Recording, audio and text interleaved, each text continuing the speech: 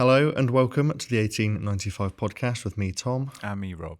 And this wasn't the episode that we were planning on releasing today. Episode 93 of the 1895 podcast was supposed to be all about our Rotterdam CO2 summit, given that we are here live in Rotterdam, and we have been for the last couple of days. In fact, we recorded a couple of episodes over the last couple of days, haven't we, Rob, live on stage and side of stage too. But in the last few hours, we have had developments on a story that we've been covering closely on the 1895 podcast and across Gasworld, and that is in relation to recent attacks on the Ras Laffan Industrial City. These were missile attacks that Qatar Energy have confirmed that it has been subject of these missile attacks. In a statement on X, they say that emergency response teams were deployed immediately to contain the resulting fires as extensive damage has been caused.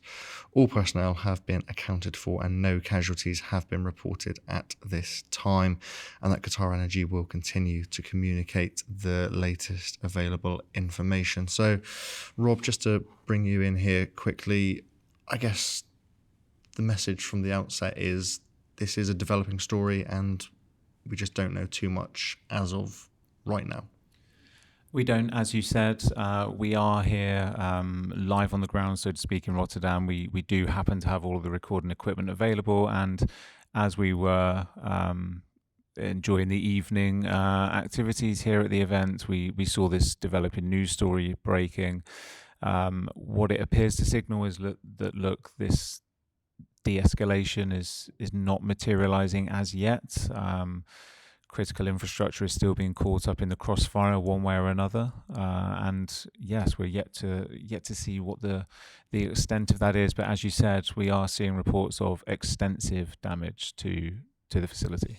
And this seems to have been a escalation which has been going on for, this immediate escalation been going on for a few hours. It started with Iran threatening to strike Gulf energy facilities after their South Pars facility was attacked by Israel. This is Iran's offshore gas field, which they called an irresponsible step, and they threatened further action on these further energy targets, including Ras Laffan Industrial City.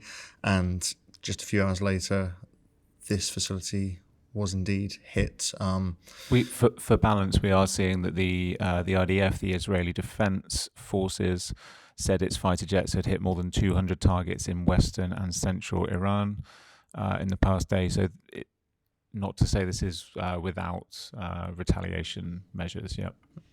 And I guess the immediate question following all of this action that we've seen in the last few hours is, what does it mean? Well, we see extensive damage reported. We also see that the fire has been brought under control with no injuries, so it's important to clarify that. What does it mean? I think at this stage, Tom, we don't know. We do not know if there's further information coming out in the next few minutes or the next few hours. This is a developing story after all. What do we know?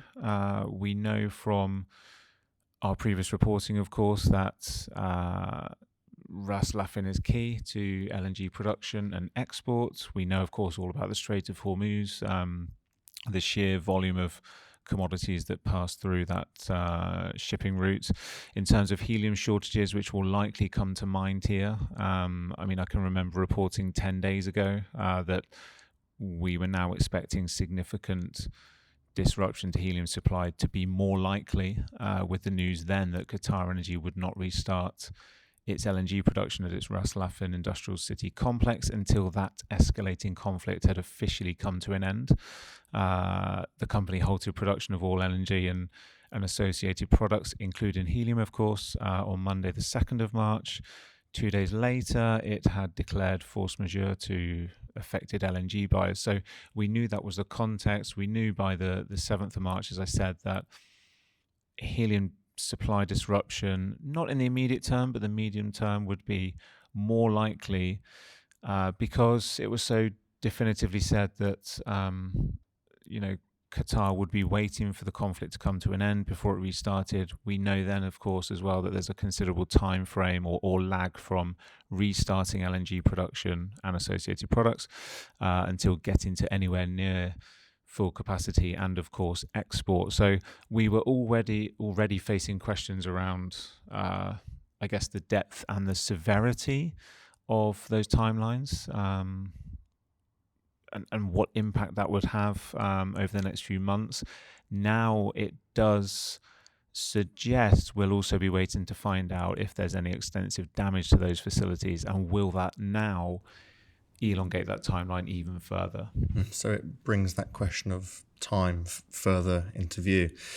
But something else we do know is that oil prices have also immediately increased and hit near $110 a barrel. That's as of the time of recording this, which is 10 to 10 is Central European time. So this is going to be reflected too in our industrial gas industry as well, isn't it? We'd expect to see that, yeah. I think, in all honesty, we're going to see this in all or most supply chains. I expect we'll be waking up to the news that energy markets have been rocked further by this escalation. There's so much unknown at the moment, isn't there, Tom? What do we know at Gasworld? We know from our own sentiment tracking. We've been actually asking our audience over the last couple of days about what impact of oil at $150 a barrel, with various markets that we've been asking about there. I can reveal some of those results. I mean, we asked which industrial gas market would feel the impact of $150 a barrel of oil the most. We saw, resoundingly, of course, that LNG and helium would be the most hit. Our audience numbered something like 74% saying LNG and helium would be the hardest hit by that. If we also look at the fertilizer market impact, something we've been discussing today on stage here in Rotterdam related to CO2 markets. What about that impact on fertilizer and ammonia production? A huge 64% of our respondents said they'd expect significant cost pressures as a result. A further 9% indicated that it would cause moderate cost increases. And then if we just talk about that CO2 for a minute, what would a $150 barrel oil environment look like for CO2 availability? We saw that 33% said some disruption would be likely. But yeah, I think we've got to return to helium and LNG here as the most immediate concerns, because that is what will spring to mind for many.